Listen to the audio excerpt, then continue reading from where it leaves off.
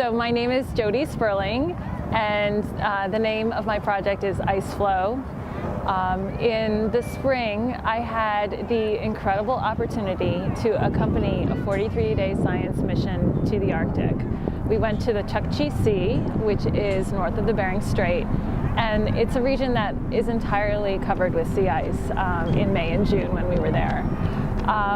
I was a choreographer in residence aboard this boat, and I had the opportunity to dance on the ice while I was there.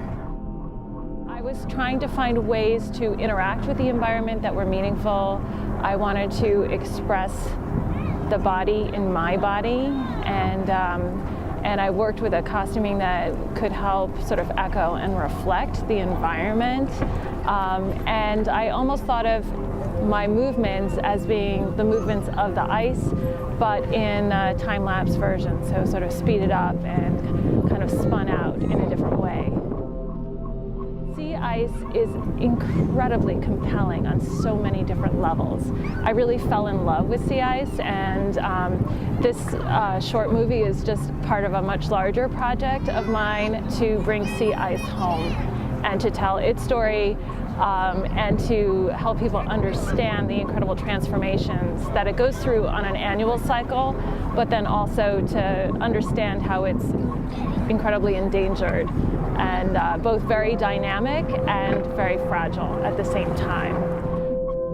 In the movie, I am dancing on this incredible expanse of ice, and it goes on as far as you can see in every direction.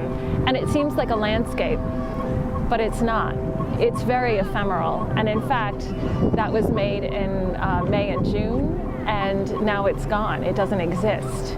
Most of the people who are watching this movie have never been to the region where I was, and I was really privileged to both to accompany this mission and to go to a part of the world that very few people ever get to go to, and very few people have ever been. And no one had ever danced on that ice before, and no one will ever dance on that ice again. So it's really about connecting to a fleeting temporal moment, and I think that there's some poignancy in that, and I think that that emotional moment or resonance and also the visual beauty of the environment and trying to sort of capture and reflect the visual beauty of the environment while being in it at the same time,